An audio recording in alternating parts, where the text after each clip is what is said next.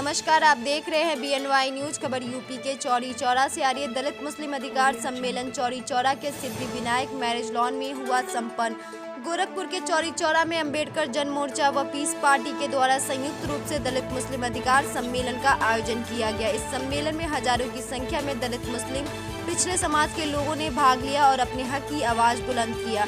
सम्मेलन में मुख्य अतिथि के रूप में पीस पार्टी के राष्ट्रीय अध्यक्ष डॉक्टर मोहम्मद अयूब अंसारी रहे व सम्मेलन की अध्यक्षता अंबेडकर जन मोर्चा के मुख्य संयोजक श्रवण कुमार निराला ने किया। मुख्य अतिथि मोहम्मद अयूब अंसारी ने कहा कि आज़ादी के बाद दलित और मुस्लिम समाज की ही सबसे ज़्यादा उपेक्षा हुआ है। इन दोनों समाज के चंद लोग जो बाबा साहब के दिए संविधान के बदौलत अपनी मेहनत और लगन से कुछ मुकाम हासिल किए हैं, तो सभी को लगने लगा है कि दलित समाज तो बहुत आगे हो गए हैं। चिंताजनक तो यह है कि जिन चंद लोगों ने अपने जीवन स्तर को सुधारा है, उन्हीं की दुहाई देकर आरक्षण को समाप्त करने की बात की जाती है, जबकि यह सर्वविदित है कि आरक्षण भागीदारी से जुड़ी हुई व्यवस्था है। यह भागीदारी और अधिकार हमें हर क्षेत्र में चाहिए, जिसके लिए आज अंबेडकर जन मोर्चा एवं पीस पार्टी के संयुक्त तत्वाधान में चौरी चौरा में दलित मुस्लिम अधिकार सम्मेलन का आयोजन किया गया। इस अधिकार सम्मेलन में यह चाहते हैं कि दलित मुस्लिम पिछड़ा वर्ग के प्रत्येक परिवार के पास अनिवार्य रूप से 1 एकड़ जमीन हो, उसका अधिकार चाहिए। उन्हें न्यायपालिका में जजों की नियुक्ति अधिकार चाहिए। राज्यसभा एवं विधान परिषदों में भागीदारी का अधिकार चाहिए। सभी प्रकार के ठेकों में भागीदारी का अधिकार चाहिए। निजी क्षेत्रों में भागीदारी का अधिकार चाहिए। फूल पत्तियों की नियुक्ति में भागीदारी का अधिकार चाहिए। सभी को समान शिक्षा एवं सभी को समान चिकित्सा का अधिकार चाहिए एवं मुस्लिम समाज की शिक्षा एवं रोजगार में भागीदारी का अधिकार भी चाहिए। इसके साथ ही मुस्लिम समाज के अधिकारों के लिए सच्चर कमेटी की संस्कृति एवं रंगनाथ मिश्र आयोग की रिपोर्ट लागू किया जाए। सम्मेलन को संबोधित करते हुए अंबेडकर जन मोर्चा के मुख्य संयोजक श्रवण कुमार निराला ने कहा कि अंबेडकर जन मोर्चा एवं पीस पार्टी के संयुक्त तत्वाधान में चौरी चौरा में दलित मुस्लिम अधिकार सम्मेलन में कहा कि इस अधिकार सम्मेलन की यह शुरुआत है और यह पहले पूर्वांचल के प्रत्येक जिले में और फिर प्रदेश के सभी जिलों में आयोजित किया जाएगा। उन्होंने कहा कि आगामी लोकसभा चुनाव में भी अंबेडकर जन मोर्चा एवं पीस पार्टी मिलकर पूर्वांचल में लगभग सभी सीटों पर चुनाव लड़ेंगे। हमारे साथ पिछड़े समाज के लिए काम कर रहे कुछ अन्य पार्टियां भी शामिल होंगी। श्रवण निराला ने आगे कहा कि मुस्लिम समाज में भी जातीय असमानता है। यही कारण है कि मुस्लिम समाज का एक बड़ा वर्ग अपने हक और अधिकार से वंचित है और बेहद तंगी का जीवन यापन करते हुए मजबूर है। BNY न्यूज के लिए चौरी चौरा से विनोद पासवान की रिपोर्ट। 2014 से जब से बीजेपी सरकार आई है, उससे पहले देश का कोई भी वर्ग संविधान की बात नहीं करता था। किसान पीटे तो उनको संविधान याद आया, पटेल पीटे आरक्षण को लेकर तो उनको संविधान याद आया, जाट पीटे तो उनको संविधान याद आया। अब CNRC पर मुसलमानों का प्रकाश गिरी तब आपको संविधान याद आया। ऐसा 2014 से पहले क्यों नहीं हुआ? आप लोगों ने पहले एकता बनाने की क्यों नहीं सोची? जिस वर्ग की पिटाई हो रही है उसी को संविधान क्यों याद आया? देखिए, संविधान का होना तो 10 अगस्त 1950 से हुआ है। जब धर्म के नाम पर आरक्षण, दलित आरक्षण मिला है, धर्म के आधार पर जब बांटा गया है, तभी से आवाज उठ रही है।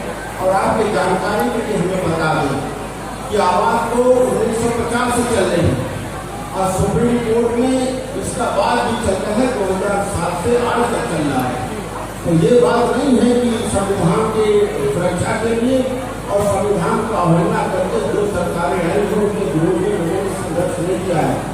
पीस पार्टी 2008 में बनी है और 2008 से लगातार सभी वर्गों के लिए संविधान की सुरक्षा के लिए, क्योंकि संविधान ही एक ऐसा है जो देश के सभी नागरिकों को बराबर का हक और अधिकार देने की सूचित करता है।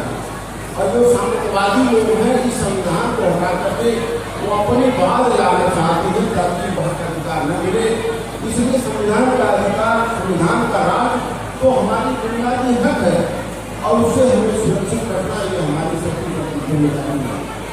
जी, जब से राजनीतिकरण चल रहा है, सत्ता शासन में भागीदार नहीं हुए, उनको उनका अपेक्षित हक और अधिकार अभी तक नहीं मिल पाया है। देश में 75 साल की आजादी के बाद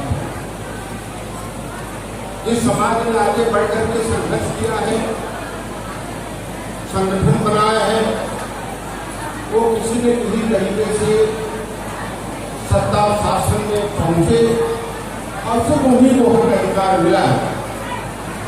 ये महसूस किया जा रहा है कि समाज के जो वर्ग अभी उपेक्षित है, शोषित है, पीड़ित है, विशेषकर दलित, मुसलमान और अति पिछड़ा वर्ग, उन सभी को एकजुट करके हम सभी का प्रयास है कि हम सरकार के संसाधनों में और देश के संसाधनों में उनकी भागीदारी हो।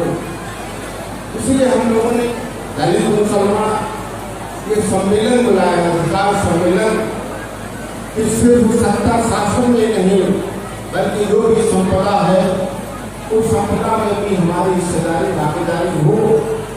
इसी खास देखिए, देश के अंदर जो शोषित है, जो वंचित है, जो गरीब है, निश्चित तौर पर जो बाबा साहब डॉक्टर अम्बेडकर ने किया, जो त्याग किया और बाबा साहब जिस तरह से लड़े, तो वो शोषित वंचित हर वर्ग के हैं, उनके लिए भी बाबा साहब ने काम किया है।